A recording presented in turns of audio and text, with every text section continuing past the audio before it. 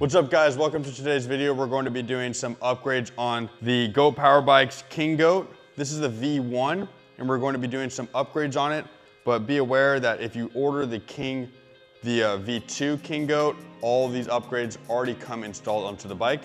But this is if you have the V1 and need to do the upgrades yourself, you will be getting a package. So in the package, you're going to get a new controller.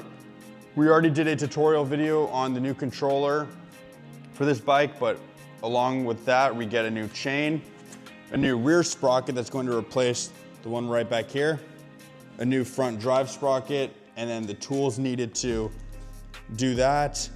And this is just going to be to raise the fender once we have it all installed. So let's go ahead, start off by getting this wheel taken off and go from there. First step of taking the wheel off is we're going to use our 13/16 socket wrench. We're going to loosen this bolt. It's going to be an axle, so we'll have to loosen it, push the axle out. We might have to adjust these so that we can take the wheel off, but we'll see what we have to do.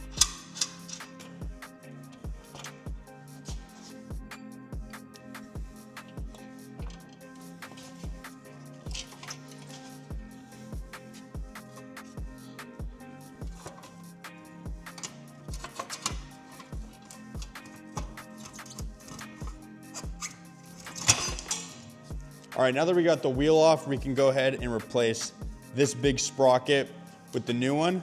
It looks like we're going to need a number 4 or 5 Allen key, so let's go ahead, remove that and get the new one on. All right, here we go. Here's the new sprocket. Here's the old one. Let's go ahead and remove the old one.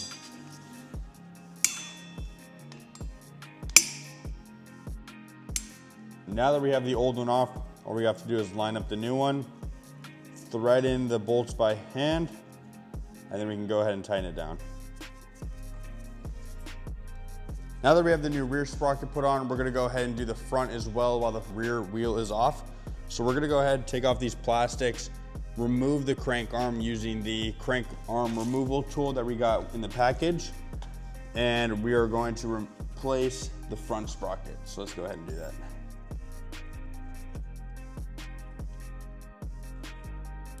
Now that we have the black part threaded into the crank, we can go ahead and tighten the silver end.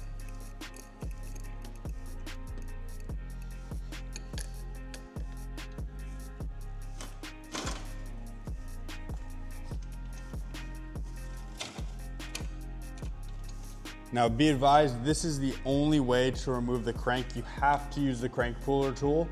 Do not attempt to hammer out the crank. You have to use the tool, otherwise you will do damage. All right, now to remove this front sprocket, it is reverse threaded, so I'm going to use the chain as kind of a chain whip, and then we can just loosen it like that.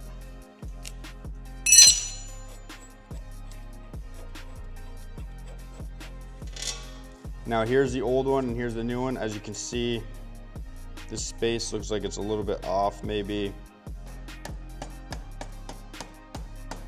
All right, now that we have the new sprocket on, we can go ahead and put the fastener back on. And just remember, it is reverse threaded, so it'll just spin the other way.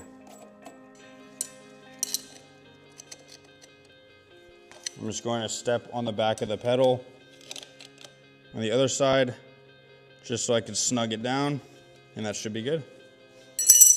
So we also have a new chain, which means we're going to have to remove this chain. There is a quick link on here. You'll just have to figure out how to get this off, usually with some needle nose pliers or a little screwdriver or something. Once you get this little piece off right here, with either a little flathead screwdriver or some needle nose pliers, you can remove the link off the chain, and then this chain will just come right off the bike. And then with the removal of this one, we will add on the new one. Check it out, fresh chain.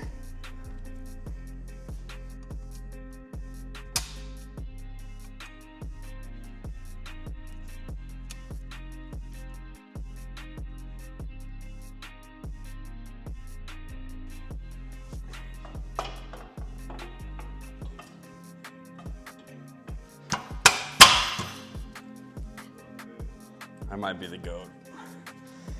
Now that we have the axle back on, the wheel back on, make sure that you put the wheel back on, you have the disc going through the caliper so that the brake will actually work. Give it a little spin, everything looks good. Now we can go ahead and tighten it up. So we have this little spacer right here that touches this little tensioner, and then you have a little washer and then your bolt, and then we can go ahead and tighten that up.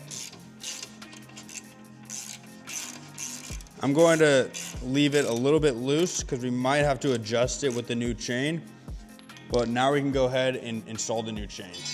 So when we feed the chain through, the chain has to go over this obviously, and then it has to go diagonal over the swing arm, and then around the rear chain ring.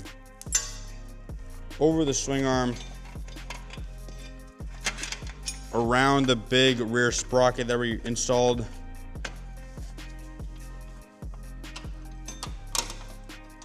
All right, so see, it is a little bit too short.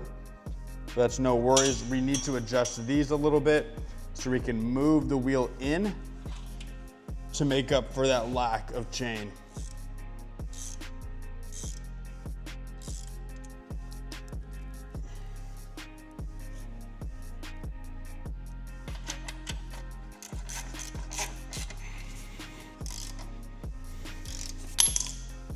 Nice, that's perfect.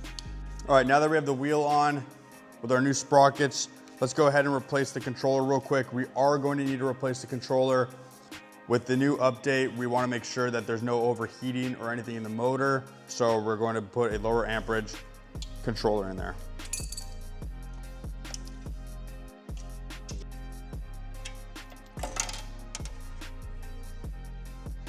All right, now that we have the battery plate removed from the non-drive side, the controller is going to be actually facing this way, and we're going to want to remove it from this side.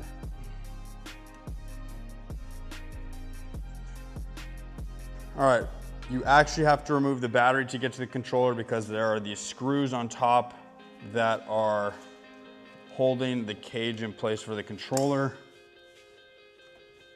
And then remove the bolts here, and then these two bolts up here.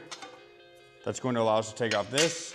And then you can see the controller is accessible through right here.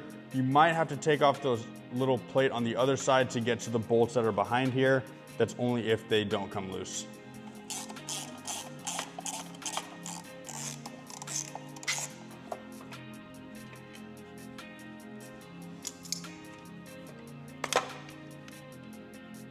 All right, now that we have the controller all accessible, we're going to remove this little plate, and we're going to remove each and every one of these that are fastened to the controller.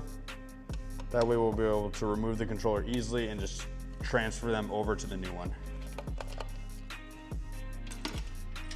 All right, here's the old controller. We have this all removed.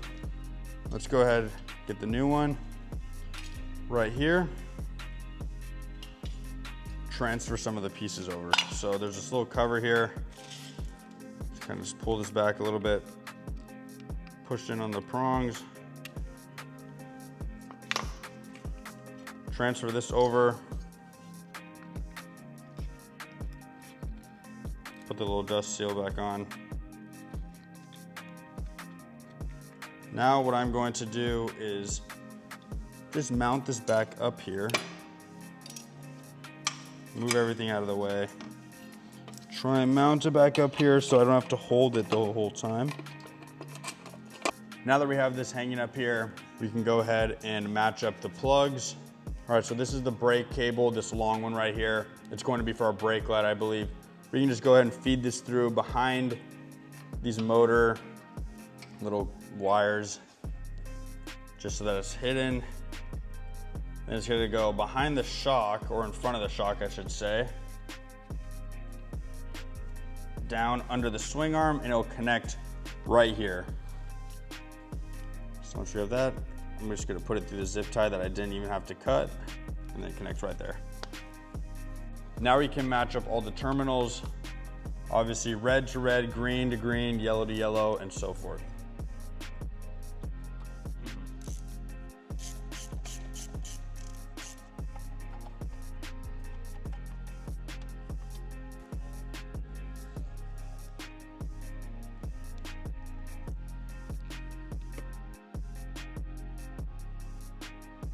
All right, now that we have the battery plates reinstalled, everything looks good. All we need to do left is reinstall just this little chain cover and then the crank, and then that'll be it. So let's go ahead, get that installed.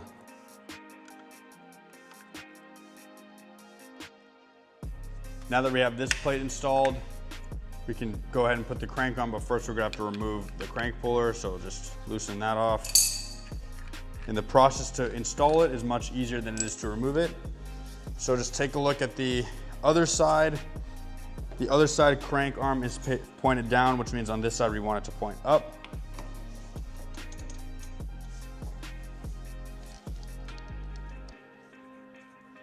And then all we do is just tighten this down.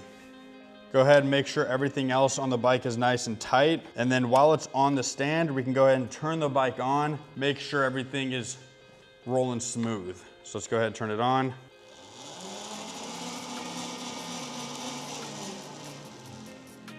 That seems fine. Once you get the new sprocket installed, it might do a calibration reset on the speed. So what you'll want to do is you'll want to go into the settings, you'll go to the speed and password. The password is 0000 from the factory. You want to go to the speed limit setting first, put normal, because you don't want a speed limit setting on there. And then after that, you can go to the speed setting, set it to whatever speed you want, and then you can exit the menu, make sure it's all saved. And then that will basically do a reset on the bike and make sure that you can go faster than the recalibration stage.